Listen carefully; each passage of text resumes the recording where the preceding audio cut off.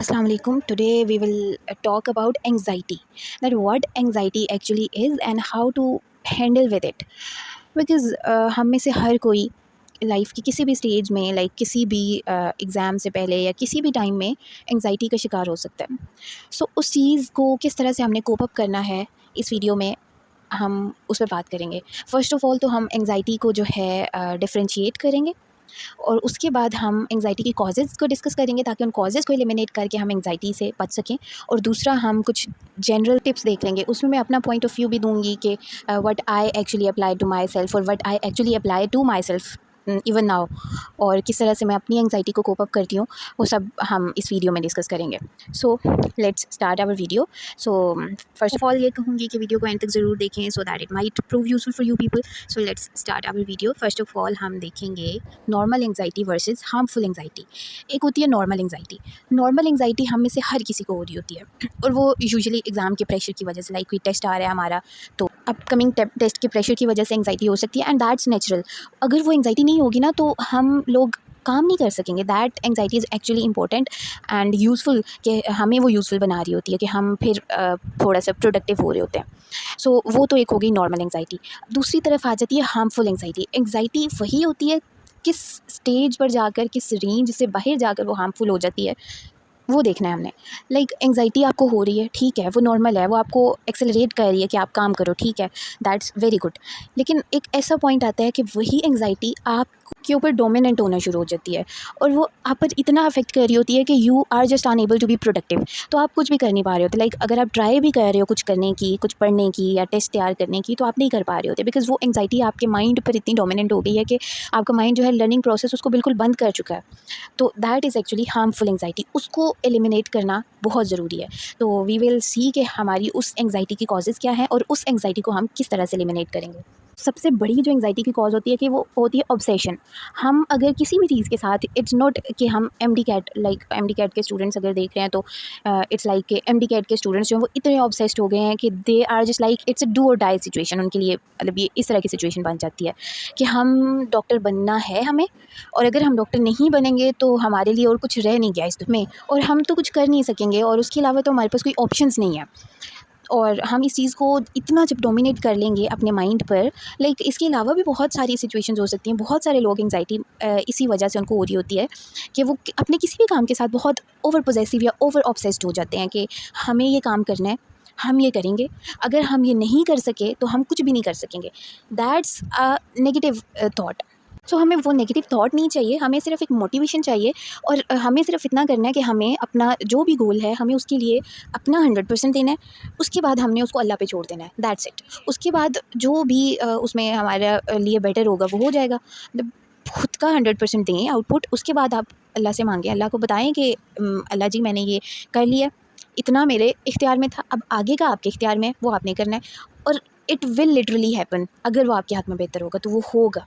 तो उसके लिए ज़्यादा ओवर पोजेसिव या ओवर ऑब्सेस्ड होने की ज़रूरत ही नहीं है। सो ये तो हो गई हमारी एंग्जाइटी की एक बहुत जो बेसिक कॉज होती है ना वो। उसके बाद अब हम ना एक रिसर्च है ऑक्सफोर्ड यूनिवर्सिटी की, उसके अकॉर्डिंग जो है हम देखेंगे कि एंग्जाइटी की मेजर 3 कॉजेज़ हैं।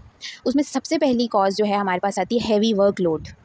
अब हैवी वर्कलोड क्या है? हैवी वर्कलोड ये है कि हमारा जो काम है वो बहुत ज़्यादा पाइल्ड अप पड़ा हुआ है कि अगर हम रोज़ का रोज़ अपना जो है वो रेगुलर बेसिस पे नहीं कर रहे तो हमारा बहुत सारा पाइल अप हो जाएगा। और एंड में जब हमारे पास इतना ज़्यादा काम होगा तो एक हमारे माइंड पे उसका भी एक प्रेशर होगा कि एक तो एग्ज़ाम का प्रेशर तो एक नेचुरल थिंग है, लेकिन जब हमारे पास वर्क लोड भी ज़्यादा होगा तो एक दूसरी जो है वो फोर्स भी अप्लाई कर रहा होगा। तो वर्कलोड हमने अपने माइंड पे नहीं डालना, हमने साथ का साथ अपना काम करना है। And if we are doing this तो आई डोंट थिंक सो कि फिर हमें एंड में कोई ज़्यादा मुश्किल का सामना करना पड़ता है। And it's my personal experience के whenever I go on doing work on a regular basis तो वो एक माइंड भी रिलैक्स रहता है, तो एंग्जाइटी की तो फिर कोई सिचुएशन बनती नहीं है ना। तो अगर मैं उसको पाइल अप करती जाऊँगी तो वो मेरे लिए एक पहाड़ जब खड़ा हो जाएगा तो उस पहाड़ को सर करना एक टास्क बन जाएगा मेरे लिए। और वो एक एंग्जाइटी तो साथ हो ही रही है, साथ एक ये इसकी वजह से एक मज़ीद जो है वो एंग्जाइटी डबल हो जाएगी। तो ये पॉइंट हो गया। सेकंड आ जाता है डिसऑर्गेनाइजेशन। डिसऑर्गेनाइजेशन क्या है कि हम जो है अपना काम किसी भी ऑर्डर तरीके से कर ही नहीं रहे। हम कभी किसी सब्जेक्ट को लेके बैठ जाते हैं, कभी किसी चीज़ को लेके बैठ जाते हैं। We have no specific scheme in our mind कि हमने अपनी कोई स्कीम, कोई टाइम टेबल कुछ बनाया ही नहीं हुआ। हम बस डिसऑर्डर्ड तरीके से कर रहे हैं कि जो बुक हाथ में आगे पकड़ ली, जो दिल किया जब मर्ज़ी कर लिया। We should have a proper scheme of study कि हमारे पास एक प्रॉपर माइंड मैप होना चाहिए कि मैंने किस चीज़ को किस तरह से लेकर चलना है। हमें एक ऑर्डर्ड तरीके से हर चीज़ को लेकर चलना होता है, और अगर हम वो कर रहे होंगे तो हमारे पास एंग्जाइटी की फिर दूसरी कोई वजह नहीं रह जाएगी। तो 2 वजह हमने एलिमिनेट कर दी। अब तीसरी वजह क्या है, जो कि बहुत बेसिक और बहुत मेजर रीज़न है, क्योंकि हम में से हर एक की एंग्जाइटी की वजह होती है, वो है पुअर स्लीप। लाइक ये जो हमारा टाइम चल रहा होता है ना किसी भी एग्ज़ाम का, या हमारा जैसे एमडी कैट का टाइम है, या अगर एमबीबीएस में आप आ चुके हैं तो आपका प्रूफ का टाइम चल रहा है, या कोई भी टेस्ट अगर आ रहा है, तो हम बड़ा अपनी रूटीन को ख़राब कर लेते हैं। लाइक दिन में ऑब्वियस है कि हम जो है जो यूनिवर्सिटी जा रहे होते हैं उनके लिए तो वही होता है ना कि फिर वहाँ पे टाइम लग रहा होता है। तो जैसा भी है कि हम अपना स्लीप साइकिल बहुत ख़राब कर लेते हैं। तो जब स्लीप हमारी डिस्टर्ब होती है ना, तो भी हमारा माइंड जो कहता है, वो कहता है ठीक है भाई, जब तूने मुझे रिलैक्स नहीं होने दिया, तूने मुझे सुकून नहीं दिया, तो मैं कैसे तेरा काम एफिशिएंटली करूँ। So sleep is very important कि आपकी प्रॉपर स्लीप होनी चाहिए 6 से 7 घंटे की। तो क्योंकि जब आपके माइंड ने बहुत ज़्यादा प्रोसेस किया होता है, बहुत ज़्यादा काम किया होता है, तो ऑब्वियसली माइंड में भी न्यूरॉन्स हैं और वो थक जाते हैं, तो उनको भी रिलैक्स करना पड़ता है। तो उनको रिलैक्स करने के लिए सोना ज़रूरी होता है, क्योंकि जब हम जाग रहे होते हैं ना, तो हमारा माइंड कंटिन्यूसली प्रोसेस कर रहा होता है। अगर हम देख भी रहे हैं तब भी प्रोसेस कर रहा है, कुछ सुन रहे हैं तब भी वो कर रहा है, हम कुछ भी कर रहे हैं ना तो वो प्रोसेस कर रहा है। तो जब हम सो रहे होते हैं ना, तो तब उसको रिलैक्सेशन मिलती है, तो तब वो प्रोसेस नहीं कर रहा होता इतना ज़्यादा, तब वो बहुत थोड़े से माइनर से फंक्शंस कर रहा होता है। तो इट्स नेसेसरी कि हम अपने माइंड को रिलैक्सेशन दें। तो हम देखेंगे how we will deal with anxiety, कि हमने एंग्जाइटी को डील कैसे करना है। हमने कॉजेज़ देख लिए हैं, ठीक है। सबसे पहले तो हमारे पास है से नो टू कंपैरिजन। लाइक अगर आप किसी भी एग्ज़ाम के लिए प्रेप कर रहे हैं, या आप कुछ भी कर रहे हैं ना, मतलब पढ़ाई कर रहे हैं किसी भी तरह से, एमडी कैट कर रहे हैं, एमबीबीएस कर रहे हैं, कोई और भी डिग्री कर रहे हैं, कुछ भी कर रहे हैं, तो you don't need to compare yourself to others. Like आपके साथ इतनी सारी आवाम होती है, अब आप हर किसी से खुद को कंपेयर करना शुरू कर देंगे, तो ऑब्वियसली आपके अंदर बहुत सी बातें नहीं होंगी जो कि दूसरों में होंगी, और अगर कोई दूसरा आपको देख रहा है तो बहुत सारी बातें ऐसी होंगी जो उसमें नहीं होंगी। सो कंपैरिजन का कोई सवाल पैदा नहीं होता। कंपैरिजन आपने नहीं करना होता अपना किसी के साथ भी। और दूसरा ये कि हर बंदे के सर्कमस्टांसेस और हर बंदे के जो तरीके होते हैं वो डिफरेंट होते हैं। तो you don't need to compare yourself. अगर मतलब आप देख रहे हैं किसी फ्रेंड से बात कर रहे हैं, उसने कह दिया भाई मैंने 10 चैप्टर कर लिया, आप सोच रहे हैं भाई मैंने तो अभी तक सिर्फ 2 किए हैं, तो there might be a difference in the quality of your learning, कि आपकी लर्निंग क्वालिटी ज़्यादा अच्छी हो सकती है और ऑब्वियसली वो बेटर होगी। तो you don't need to compare yourself. Comparison just gives you anxiety and depression. So comparison को नो कहें। के नंबर पे आ जाती है हमारी ईटिंग हैबिट्स, कि हमने अपनी फ़िज़िकल हेल्थ को मेंटेन करना है, क्योंकि a healthy body keeps a healthy mind.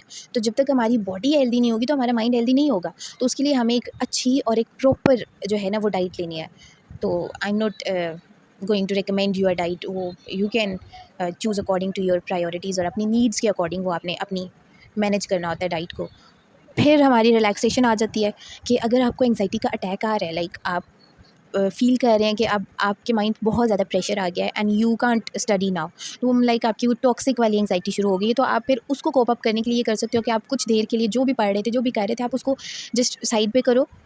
Because उस स्टेट में तो आप कर नहीं सकते ना। यहाँ पे बहुत सारे लोग ये क्वेश्चन कर सकते हैं कि अगर हमारे पास ऑलरेडी टाइम कम है तो हम कैसे अपना किताबों को साइड पे रख के, तो हम कैसे कर सकते हैं। यहाँ पर मैं ये सवाल करूँगी कि अगर आपका माइंड प्रॉपर्ली फंक्शन नहीं कर रहा, आप वो सही से प्रोसेस नहीं कर रहा, तो आप उस एंग्जाइटी के साथ पढ़ भी नहीं सकोगे।